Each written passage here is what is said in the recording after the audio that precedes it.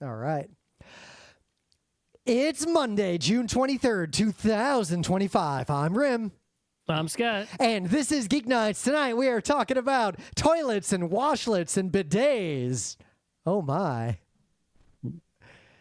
So, yeah, we didn't do shows last week. Today. Oh, my God, it is warm today. And the craziest thing is, crazy in the sense that I've never experienced something like this. So, we didn't do shows last week because I was in Frankfurt and I was in London.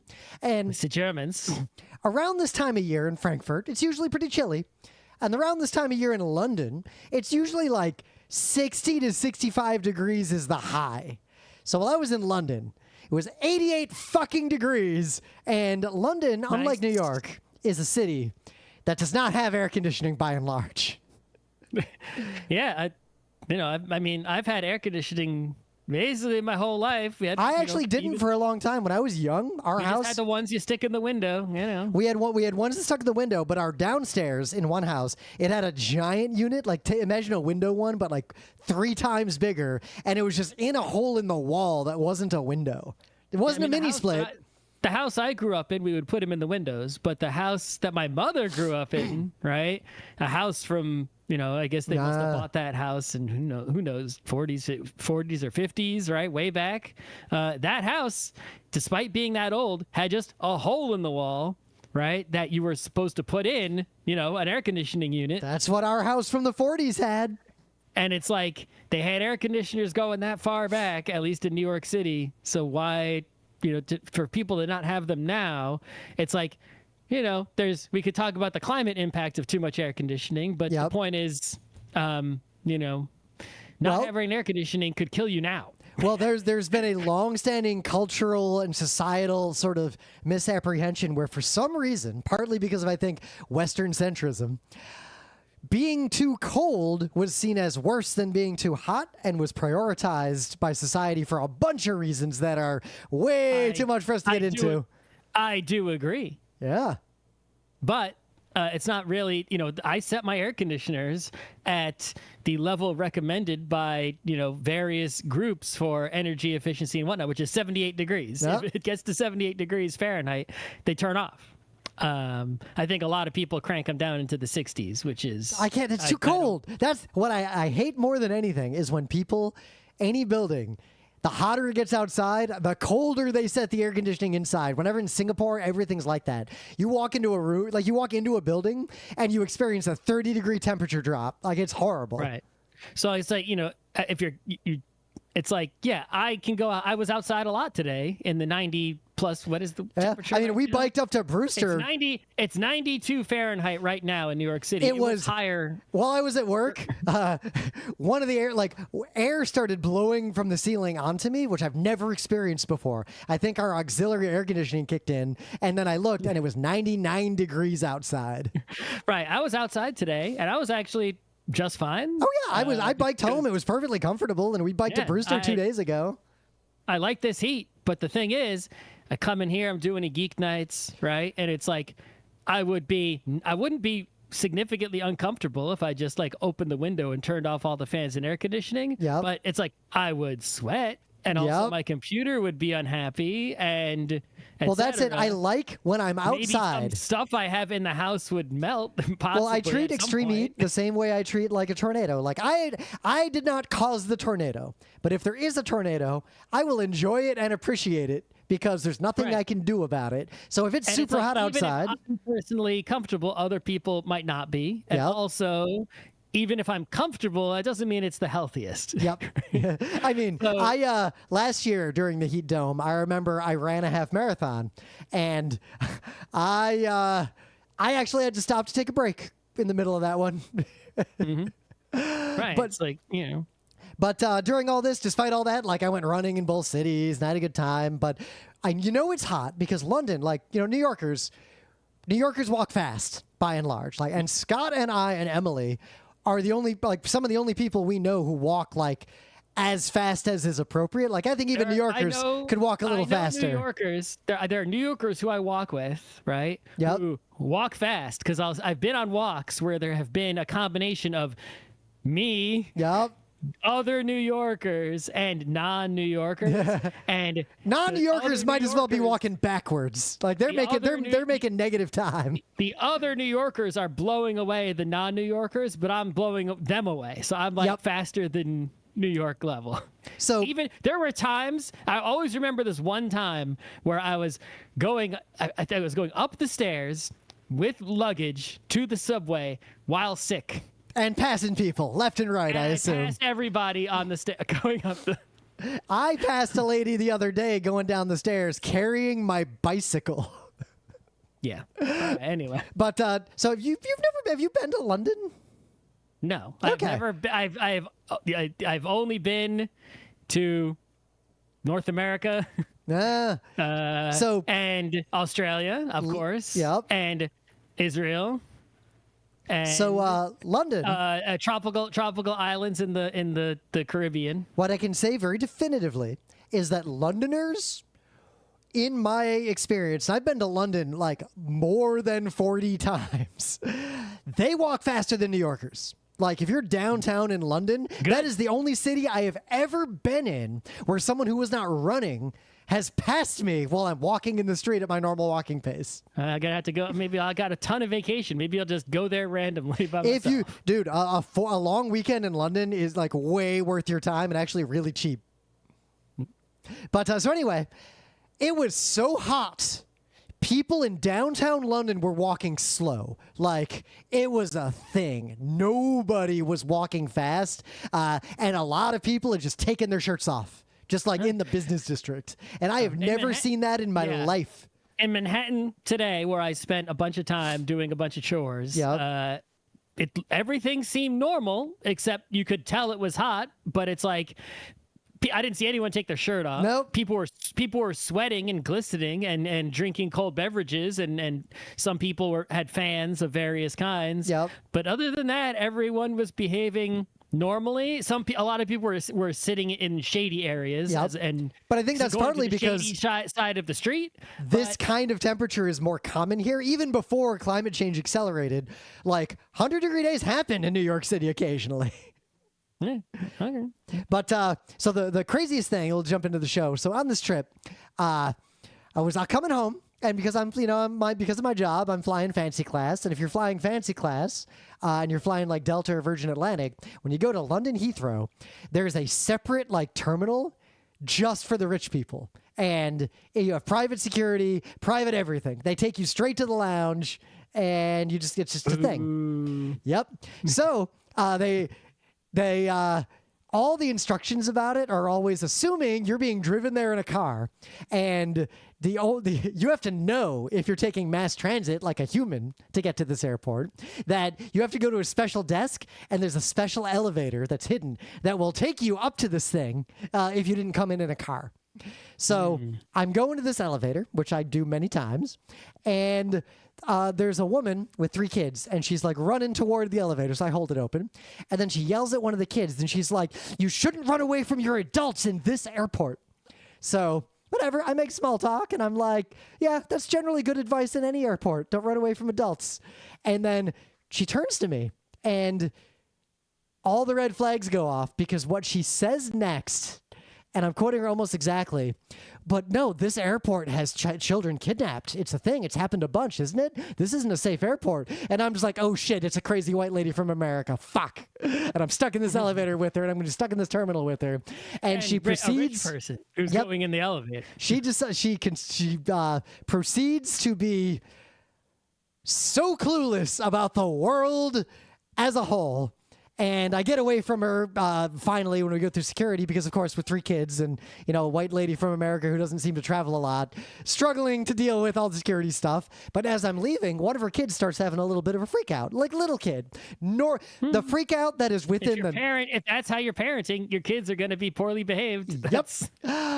And the last thing I hear as I'm piecing out is her yelling at this kid. And she says the words, "If you don't calm down, you're going to have the worst day of your life." And all I could think was all three of those kids are definitely going to be in therapy in 20 years after they've cut their mom off. Kids are going to be the shitty rich people who never work and just inherited a bunch of money unless we eat the rich. That's what those kids are going to be. Right? The people who just get a degree without studying are complete idiots. They're going to be like 3 Elon Musks, basically. Occasionally, that's like what Elon Musk is. One of Musk's kids got the fuck away, and she's awesome. So only one. He's got like a zillion. Yeah, it's rare. So we'll get to the news. Of course, Hell World always intrudes, but I'm not going to get into everything that happened over the last 48 hours with the United States bombing Iran and Israel and Iran on the brink of war and all that craziness. Brink of war. It's war. Yeah, I mean, you're like, oh, brink of war. No, they're at war. They're at warring. Well, except it's still in this strange tit for tat that for the last. Listen, a little war is still war. There are different degrees of war because there's been a phenomenon over the last. If you want to say it's light war, like light residential in SimCity, yeah, sure. Well, what I'd say, but there's a very. All I'm saying is that as soon as you are using your military on someone else in the Book of Scott, that's war. Well, there is definitely it can even be one-sided war. Sure. If I invade you and you just cave, that was still a war.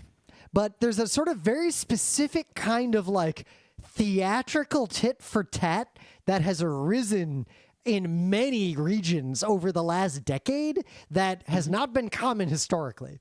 Where countries, and this isn't just Iran, Israel, like that axis. This happened in India, Pakistan. It's happened in a bunch of places around the world where there'll be a beef that escalates to a very minor, single violent incident. And then the side that feels more aggrieved about it will engage in a kind of and I don't want to minimize the harm these things cause, but performative, almost theatrical response that is telegraphed to the point that it doesn't cause material damage and often doesn't have casualties. And they'll exchange these missiles a little bit, and then both sides can kind of claim victory to their own people, and then things simmer down for a little while. People, it's even people who have vast military power, right? Don't want to get involved in all-out war. Yep. Right? They don't want the war level to go to 10. I mean, we played that game. You know, if you had DEFCON 1, it's not, well, now Rim wins and Scott loses or vice versa. It's you both lose, you fucked up. Right.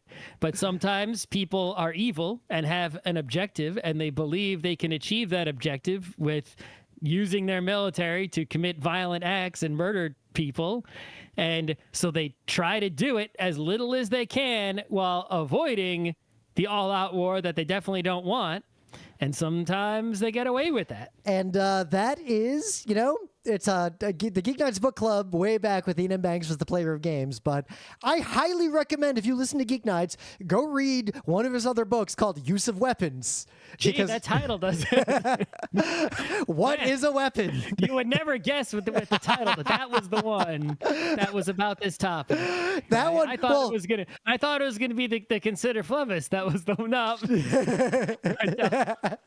the one carefully considering something. No. Okay.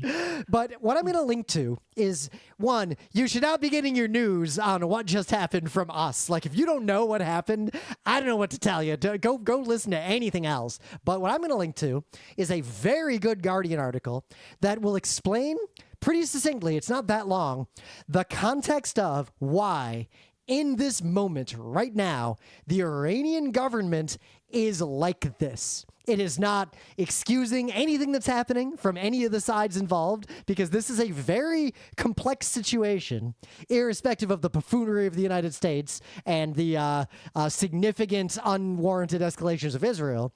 But Iran is not necessarily, as a nation state, blameless in everything that is happening. However, this article gets into a very good direct context of everything that led up to this and why Iran is so specifically focused on enriching uranium. And it's a lot more nuanced than you might think if you haven't taken a social studies class.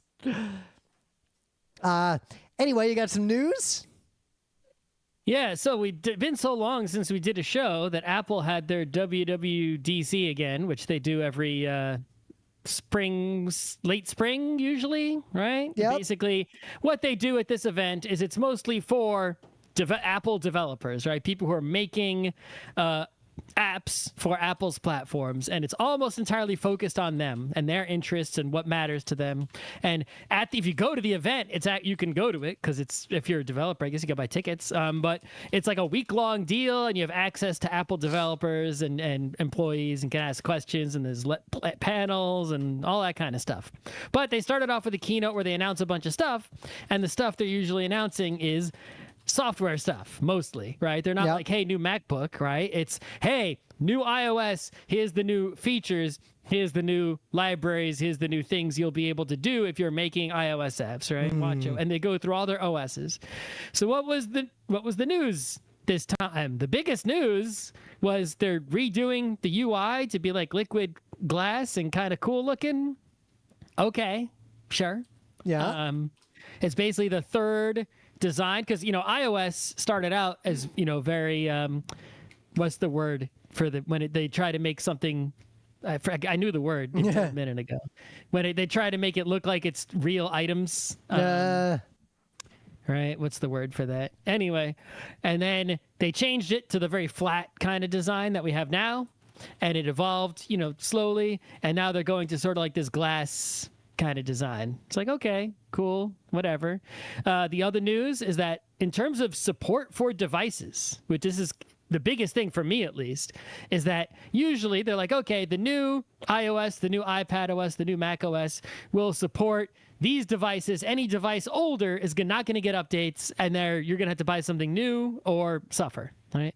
And most of the time, there's a correct number that are cut off. This time, the number that were cut off is very small. It's like basically like old Macs, especially all except like almost all the Intel ones, like only the very last Intel ones that were very powerful are still covered. All the rest are cut off. As far as like iPhones, iPads, watches, everything else, Apple TVs, they really haven't cut off like almost any, which is great because that means I will go another year without having to buy an iPad. My iPad will get another year of life. It's going to be like 8 or 9 years old at this point. Yeah, it's good for society. We should be using devices longer. They don't super wear out if you replace batteries. Yep.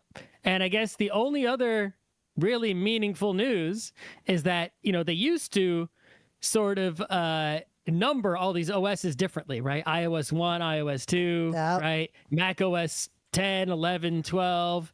And what they're doing now is they said, man, it's confusing because if you're just a normal person and you're like, what's the newest Mac OS? And it's like, well, fuck if I know what number it is, right? I got to look it up. I got to check, oh, what's the newest iOS? It's like, do I have the newest iOS? You open up your settings, look at the number, and like, is that the newest number? Google it, find out what the newest number, right? It's like, it's not easy. So now what they're going to do is what Windows correctly did in the 90s, which is to go by the year. They're going to rename number, starting in 2026.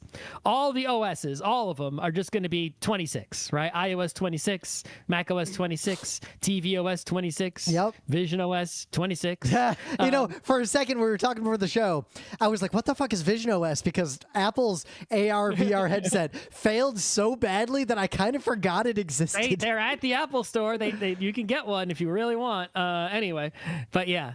And so that's going to be, I think, very good. You can, if you need the numbers to be something else for a different reason, you can still internally use the old numbers, for software versioning, but just publicly for marketing, for users to understand, do I have the newest version? It's like, well, yeah, every fall when they come out with these new releases, they actually hit the servers for everyone to upgrade. You'll get 26. It'll be in late 25 that you'll get 26. For the majority of 26, you'll be using version 26, and then late 26 you'll get version 27, and it'll be much easier to know what the hell's going on and if you're up to date. I think it's a really good, smart change. I think the reason it works for Apple, and I think the reason it didn't work for Microsoft, is because Apple updates every year like clockwork. There'll be a 27, there'll be a 28, as long as nothing happened, right? There'll be a 20. If you go back to like the last time they didn't do it every single year, it's been a long time. And Microsoft is like Windows 95, Windows 98, Windows 2000, me, 2000. XP, which had 1, 2, 3, 4, 5, 6, 7 subversions that all had names that I forgot. Like Remember Windows XP, Whistler, and Freestyle? Right. It's like, I think if I was in charge at Microsoft, what I would do is, regardless of how many updates you have, right, accumulated, it doesn't matter. Whatever, just bundle them up into a big update that you put out at the same time every year, like a schedule, right? Well, like a schedule, on schedule, so users and developers can get into a rhythm with it. You give it the year every year. They actually, when Microsoft did change their versioning midway through the Windows 10. Oh yes, I know that I have Windows 26HHF whatever. Well, it's right. It's like, it's always the year that it comes out, and H2 stands for the second half of the year. Windows 11, Windows 11, 22H2. I didn't know that, but that makes a lot more sense now. I think it's partly because that is a version naming scheme that I have used professionally and do use to this day for some things. Windows 7 and 11 or 7, 10, and 11 are the only places I've seen that, and I didn't understand it until just now. I will admit it's not common. Like, I'm not going to pretend that's like a thing. Like, why don't you know that? I know it because I work in a weird space. Yeah, you can keep those numbers for people who are in the know, but you don't have to do that for normal people. You can show them a different number. And all the other Apple news was kind of meh. I think the only one that was exciting is that they have their game center, which handles like achievements and score sharing with friends and that sort of, and lobbies for multiplayer games. And they're sort of redoing that, and they're sort of combining all their games related stuff into one new better thing because it was kind of a mess, and that should be good for people who play games on iOS, iPadOS, tvOS. I think that tvOS is actually underrated game wise since getting an Apple TV, because it's like you can play some pretty significant games on an Apple TV. You can get a controller on there. It just works perfectly. It's a 4K display. It was better than a Switch 1, not as good as a Switch 2. And I think just a lot of people don't, even though no reason you couldn't. All right, jump to things of the day.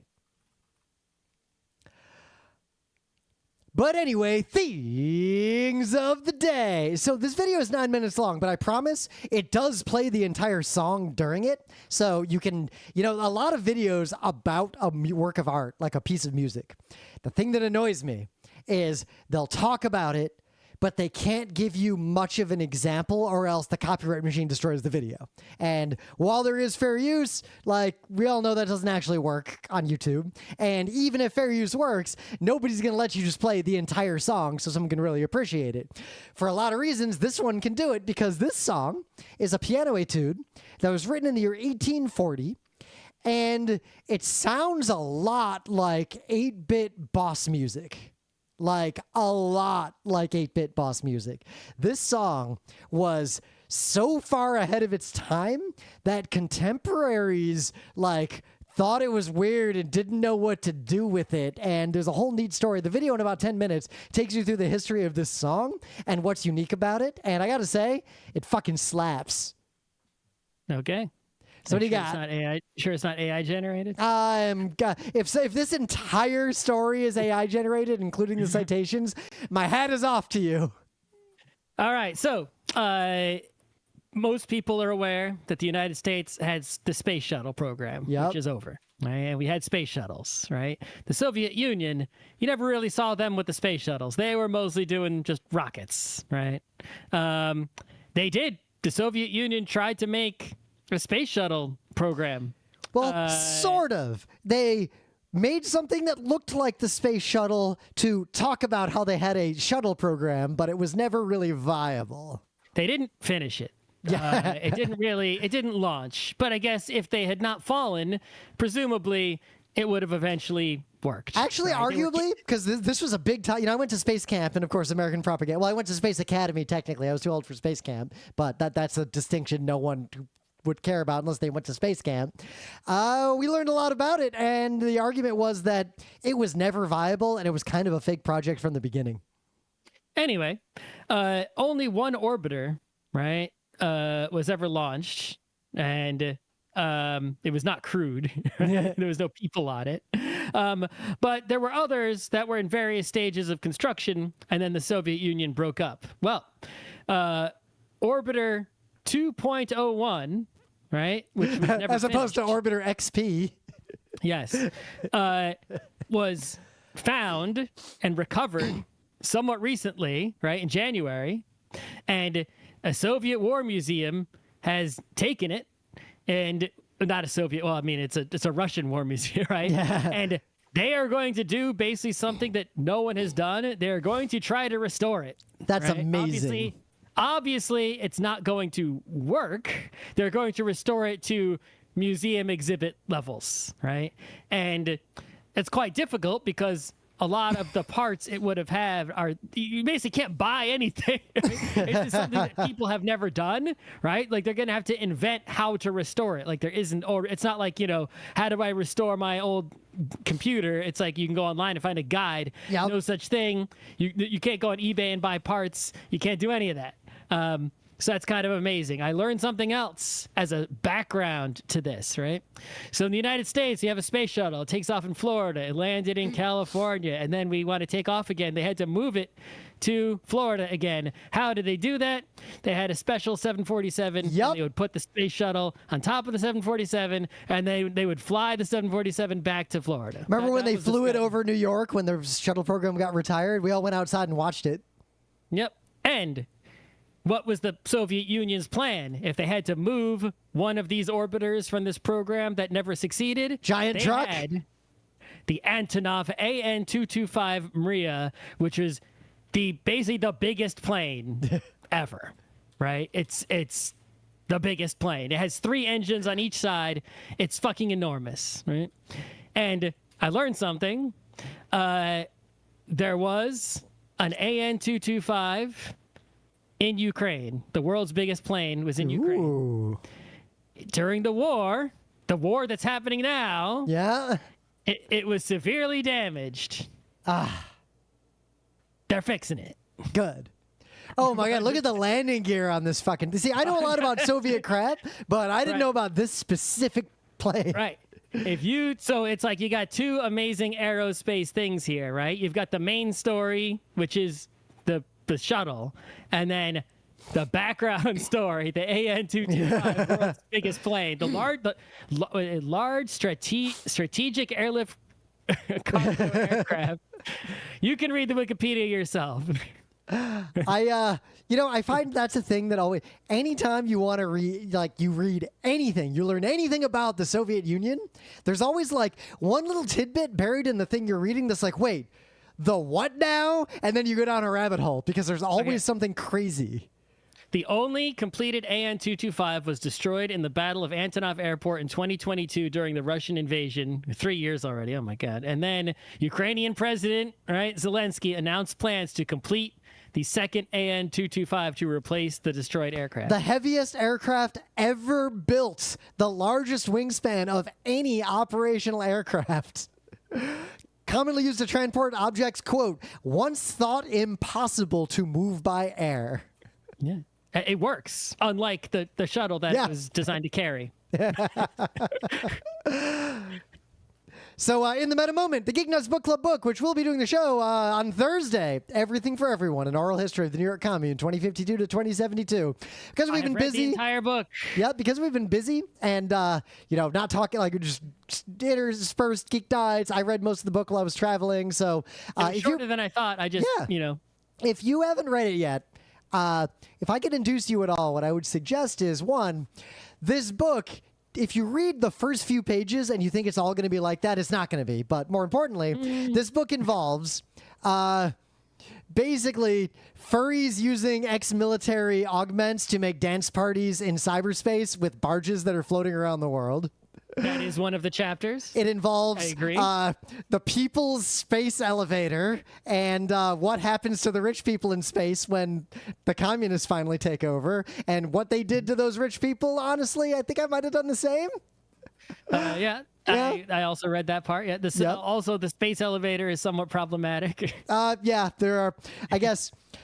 there is storytelling. When we do the book club episode, there is storytelling that is worth discussing, but there is also the various feasibilities of the idea, the political and social ideas of this book, which are that was also my biggest because on one hand, many of the aspects of this book are very much like if you're watching Murderbot or you read Murderbot and you see Preservation Ox, feels a lot like that.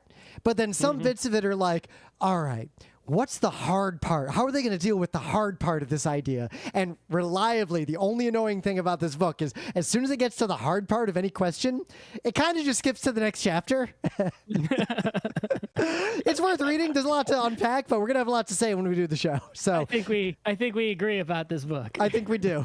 At least on the broad scale. But at the same time, maybe on specific things we might, but at the same time, if you want to read a book about apocalyptic dystopia, it's one of those rare science fictions that really focuses on what if we turn this shit around and things get better. Like that is why I picked this book. It's rare to find science fiction that is post-apocalypse that actually really focuses on things got better after.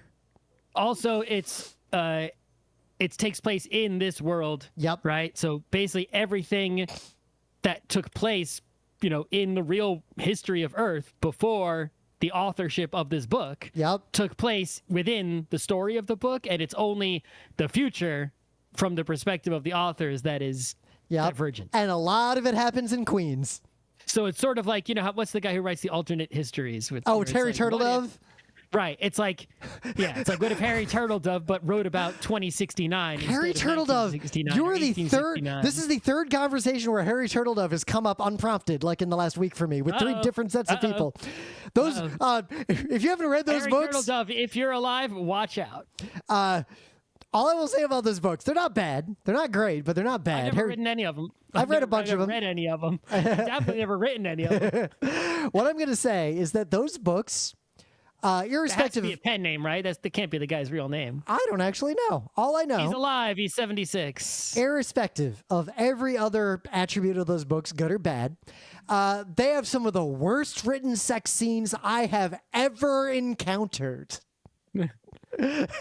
And I've definitely encountered some stinkers. Name, and he, according to Wikipedia, he's used a number of pen names such as Eric Iverson, H.N. Turtle Taub, Dan Chernenko, and Mark Gordian. But it seems like Harry Turtledove is the real name. All right. So let's get into it. Toilets loom large. We did a show a long time ago on Geek Nights, concerns the bathroom, but we never talked about toilets and washlets and bidets, and it's been a hot topic in our friend group recently between Scott's ass troubles and just more and more people encountering the absolute magic that is a washlet. Plus, South Park recently did an episode, which I haven't seen yet, that apparently has exposed a lot of Americans for the first time to the concept of a modern Japanese toilet. Well, so first of all, I've said this a lot, but like plumbing is the best invention in the history of humanity. Plumbing, vaccines, those two things matter more than almost anything humans have ever done. Plumbing's even more important. Plumbing is, right, in terms of not just, you got to think, plumbing is two things, right? Yeah. It's you get water to wherever you are, right? Instead of having to go to where the water is. Water being the most important thing, more important than food. And being able to get rid of disgusting shit by flushing it to the sewer, and as a result, a separation of the clean water coming in and the dirty water going out, as opposed to, say, I don't know, you live near a lake that you drink and then you shit in it. Or you shit near it, but then the rain puts your shit into it by runoff, right? Yep. Plumbing has saved the most lives of anything we've ever invented. It's also something that got invented independently. Everywhere humans collected together enough to even proto-urbanize, they fucking invented some form of plumbing. If you think about all the physical technology engineered things in your life. It's like you're getting down to the bare bones. Like you're going through like the tournament of getting rid of technologies. And it's like, okay, I've got my shelter and I've got my plumbing and I've got fire. And it's like, all right, we'll get rid of the fire. Okay. And now get rid of would you get rid of the shelter first and stay in a shelter with no plumbing? Or would you live in a cave with plumbing? I'd live in the cave with plumbing. Absolutely. Plumbing cave. No question, right? It's a plumbing is the last to go. Like it is magical that I can walk into that room right now. There are 3 different taps in our house that will give me both hot and cold water. That is some of the best tasting water on earth. And even the hot water can go, right? It's just about water. And so when we talk about toilets, right? That's the most important part of the plumbing. It's like, I'll get rid of the sink before I get rid of the toilet. Which gets to, if I have a sink and I don't have a toilet, that means I can drink water and then I piss and shit on the floor. I could drink the rain and piss and shit in the toilet. That's better. Providing clean water to every human on Earth would save more lives than all the advanced medical research of the next 20 years combined. Right. The population of Earth is what? Is it 9 billion? Over 8 billion people. There's about 2 billion-ish, last I heard, people who do not have regular access to clean drinking water. That's like a fourth. That's terrible. Yep. That's beyond terrible. That's the worst, right? Bill Gates, you're working on your malaria over there? Maybe work on the water instead. I would do the water first. So, as a kid... As bad as malaria is, not to... say malaria ain't bad. I didn't think much, like toilets just existed. And I just kind of thought of them as all being the same until I remember this moment. I was very, very, very young. And we were like in a public place somewhere and we had to use a bathroom. And, I go use a little bathroom as a tiny little kid, like barely potty trained. And I remember I flushed and then I realized, wait a minute, there's no water tank. This toilet is different from the toilet at home. Why? What the fuck? There are different kinds of toilets, and it sent me on this odyssey of caring a lot about toilets as a very little kid, because then I was thinking about, at the same time, like suddenly I was like, wait a minute, the weird toilet in my aunt's house is different from all the other toilets, because one of our aunts had a house that had that style of toilet where the toilet's down on the ground, but there's a water tank like up on the wall, and you had the pull cord, the pull. Old style. Yeah, I really like the aesthetic. You can hide a gun in the bathroom in The Godfather. Right. I really liked the aesthetic of that kind of toilet. I remember as a little kid, I have this memory of asking my parents, "Why don't we get a cool toilet like that?" And my parents were like, "Those toilets are ancient and they suck. We have much better toilets." That's right. What's the worst toilet you have ever actually used? Okay.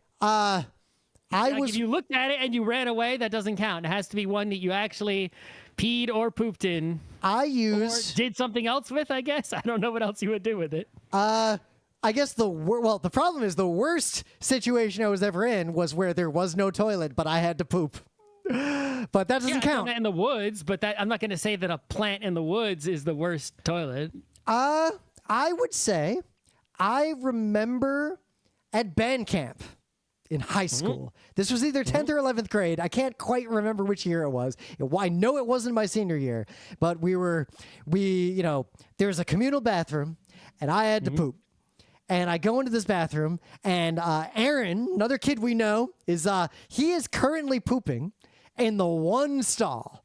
And I'm standing there and he flushes.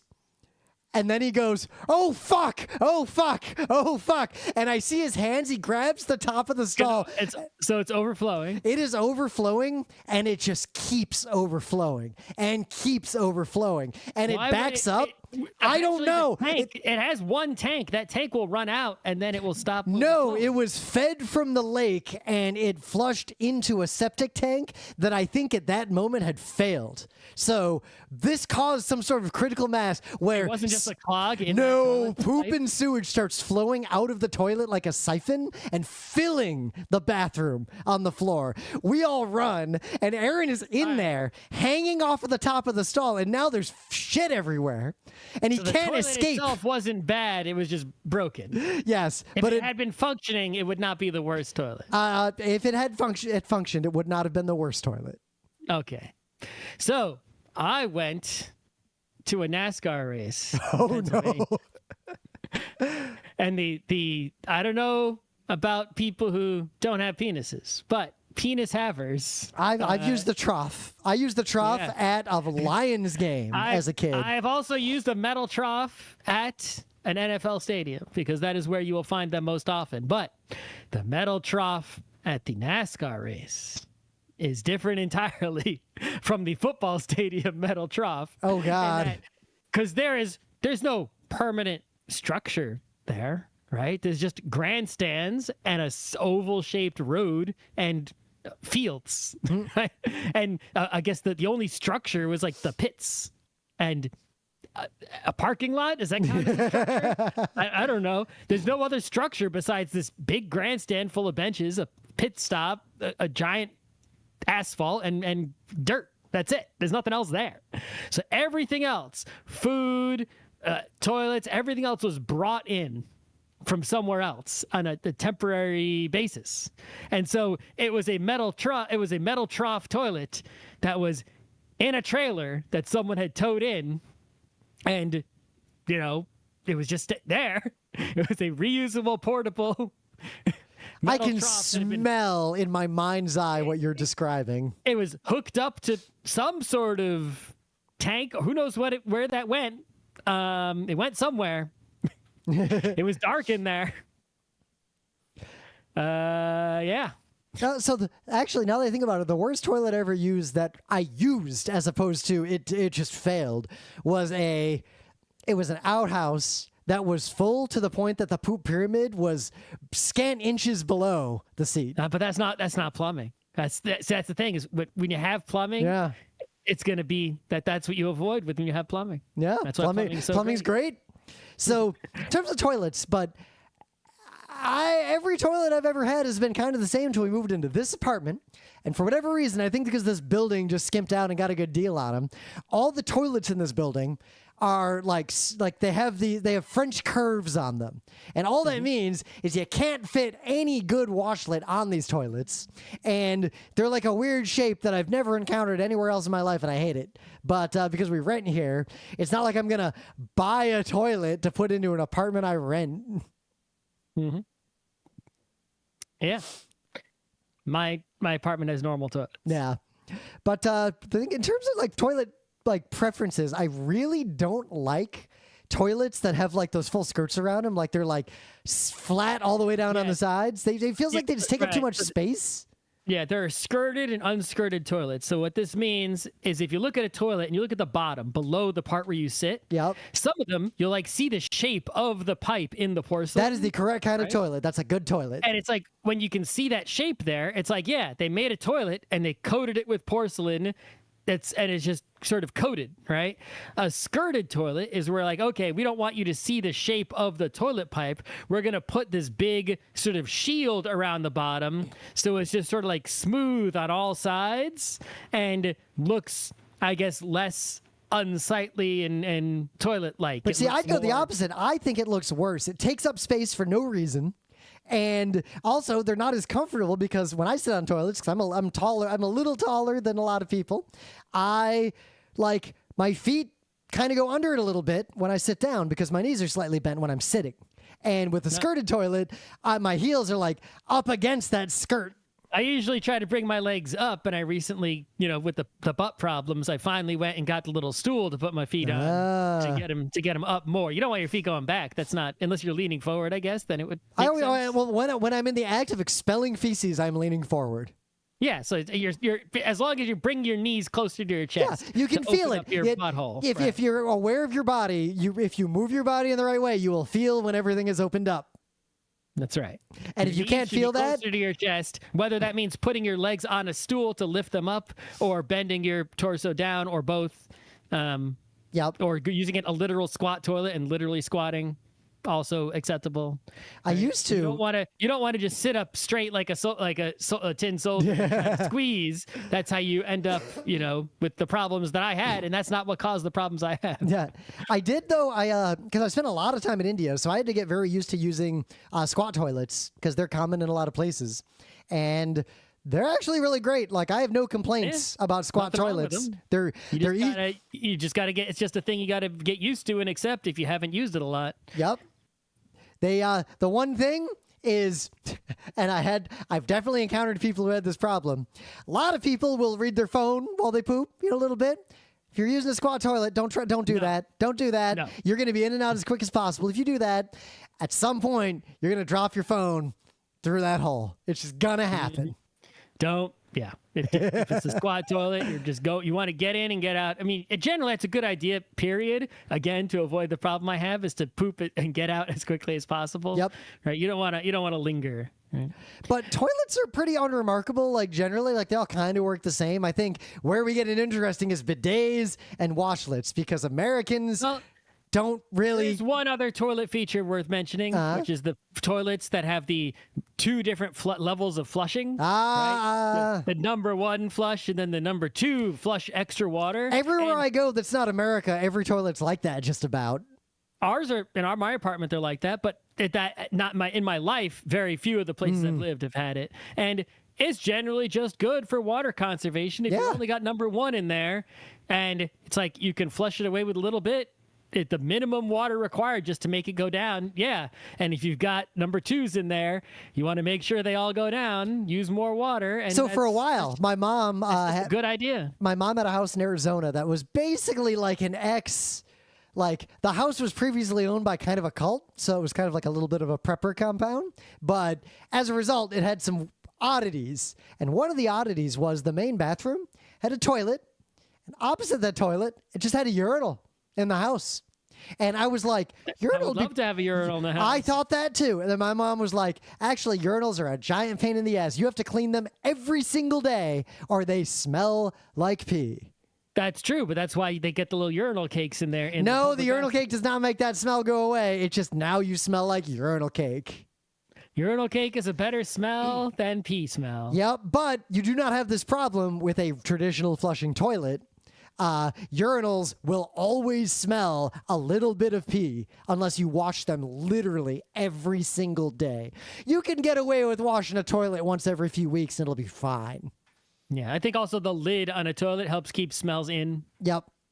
Whereas a urinal has no lid. So bidets. So yeah, the first time I ever even heard or saw a bidet or anything like that must have been on TV. I can't tell you what show, and it was the typical joke. Yep. Like some American goes to a foreign place. Why is there a drinking fountain in the bathroom? Exactly. It might even be exactly that one where they're scared of the bidet, but in telling the joke, they don't really explain what the bidet is, and not having experienced it myself, I wasn't entirely like 100% even at that point understanding what it was. And it's not like I went and looked it up at that time, right? At such a young age. And it wasn't until later that I understood, like, oh, a bidet, at least in those originally, was like next to the toilet, there's like an inverse toilet that you poop, then you sit on this thing afterwards, and it sprays water into your booty to clean it, and then you don't really need TP so much. And I'm like, oh, that's what it is. It's like, well, yeah, I guess if someone didn't know that's what it was and like just walked in on that, it would be kind of a funny situation, like the 3 seashells. Yep. But other than that, I'm like, that sounds just kind of good and saves TP probably, and also your butt would be cleaner. Well, especially because anytime, and anyone who lives, if you have a shower, you should always replace whatever shower you've got with one that also has a hand wand of some kind. Yeah, and even though I have not had bidets the majority of my life, I would always take the handheld shower and blast it up my butt to clean it out. If any time I've had an unfortunate poop, that did right into the shower. Yeah, it's like if the toilet paper was not enough because my poop was so disastrous because I was sick or something. Yeah, but it's like I got a magic marker up there. I would go in the shower and blast it out with it's just effectively a bidet. Yeah, but it wasn't until I learned about washlets pretty early, partly because I got into anime like way early compared to even a lot of our friends. Emily did too for unrelated reasons, but I saw that sci-fi anime and I was getting anime fan subs so early, so I got really into what little bits and pieces of Japanese culture I could learn about. So I learned about, but had I didn't know the details, but I had this perception, even in middle school, that Japanese toilets are technologically advanced. But I don't know where I heard, same thing. I don't know where I heard that from, but I knew for a very long time somehow that in Japan, the toilets are weird and crazy and have a bunch of controls and do stuff. And it's mostly bidet functions. Yep. But I got to say, when I first encountered one for real, when I went to Japan with Emily a long, long time ago, I remember, so I did watch the clip of the recent South Park. I haven't seen the episode, but there's a clip where like the gist is Randy Marsh encounters a Japanese toilet for the first time. And it's like this orgasmic experience, like it changes his whole life. And when I used one for the first time, I was like, oh, fuck. I don't know if I can go back to using a regular toilet. Like, this is amazing. And the only reason we don't have a good fancy washlet is that there aren't any good ones that will fit on a toilet with a fucking French curve. Right. So, as it turns out, it started out in the U.S., at least, culturally, as sort of like this almost kind of racist joke, right? Like all those weirdo Japanese people doing this weird thing, right? As like it was a negative thing to be avoided. The fancy toilets, and of course that's not true. They're just better. They're more advanced. That is a better form of toilet. And actually, I learned. It turns out it's like, hey, well, Japan. It's like if you think Japan didn't have those toilets in say in World War II, right? When did Japan get those toilets? The answer. The 80s. It wasn't that long ago that they got those, and they also had to basically sell them to the Japanese people. They weren't immediately sold. They just converted to those over time because of marketing and other, reasons.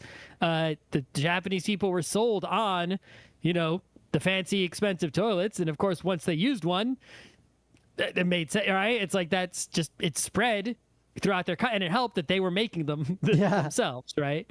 And so I think what's happened in the U.S., they started out by this, this sort of racist, nationalist aversion to what was seen as like a foreign thing, both the bidet from Europe and the fancy washlet from Japan, right? And of course, it's an expense. It's not, a cheap thing necessarily. And so in the U.S., it hasn't spread that much. Now it is spreading in the U.S. at a somewhat rate. Yep. It is. You can, you're not going to see them all over the place, like in every single bathroom. In fact, it's going to be still rare today to see them. But if you want one, if you own a home and you have the money, you can get one. And if you go to someone's home you could presumably go to the home of a cool, somewhat wealthy, fortunate person and find one. But you won't see one in like a public restroom in the United States. Yeah. Not for a long time, I don't think. So, yeah. Oh, so I guess it's also worth mentioning that there's 3 levels of these, right? The highest level is it's built into the toilet. Like the toilet includes this. It's part of the toilet. The whole toilet is fancy, and that will get you fancy features like auto flush. Right? Like you stand up and it flushes, and it actually works, not like the ones in the public restrooms. Features like the seat will come up and down on its own, right? The second level is the washlet level, which is you have a normal toilet, you take the seat off, you attach the washlet instead, you take a hose and a T-shaped attachment and route the water that fills the tank to also fill the washlet with water, with a little, just get one hose and one piece of, T-shaped piping, which is, right? And then you can get different levels of washlet, but, it's going to have electronic features like heated seats, adjusting the spray angle, adjusting the temperature, drying, air blower that dries your tuchus. Sometimes you can even get those with the automatic seat going up and down. Sometimes you can integrate with the toilet to make it auto flush. Sometimes not. It depends. But those are the kind of features you can get with those. And then the next level down is basically no electronic parts whatsoever. Yep. You just connect the hose to this thing that's again a replacement toilet seat. And then after you poop, you basically just turn a knob. It's like a sink. You just turn a knob, Yep. and it opens up the water and starts spraying you. And then you sometimes you have, it's only cold water because there's no hot water being routed to a toilet. But you know what? Only Cold water is fine for this. I find a lot of people like the warm water is nice. Don't get me wrong. Like I really like the warm water and the good Toto. Like the water is the perfect temperature. It's like you barely even feel it's there. It's the exact same temperature as your body. But the cold water is refreshing down there, so it's not bad. It's not like gonna give you a problem. It's not like taking a cold shower. But yeah, that's basically your and then I guess the next level lower is you can buy something that's basically just a spray handle, just like your shower head attachment, and plug it in the same place, on the T-shaped connector, and then you just sort of stand up and you sort of have to wand blast your own butt. Yep. The only trouble with the wand blast is you have to watch out for the back spray. You don't blast it all over the bathroom. Instead of make sure it all goes down in the right place. Yeah. I'm not a huge fan of those. If I'm going to blast, I'll go blast in the shower where I know everything will be because if I clean. have to blast, that means that something unfortunate has happened and we're taking corrective action. Right. And whichever one of these you've got at any level, you can use less TP. Especially you got the dryer. Yeah. And your butt will be cleaner and more comfy. Maybe it'll help you avoid hemorrhoids. Like, Yeah. Maybe. You avoid hemorrhoids by sitting there less. Yep. By sitting anywhere less, but especially sitting on toilets less. I think my hemorrhoids are definitely caused by sitting too much at the computer, which I'm still doing, and then sitting on the toilet too long because my poops were not as soft as they should be. I was sitting correctly on the toilet. I was, and trying to get out as quickly as I could, not sitting there on my phone. Yeah. I was having to push quite hard with the hard poops, right? And so the soft poops, they should just fall out, and then you don't have to push, and then you won't cause a problem.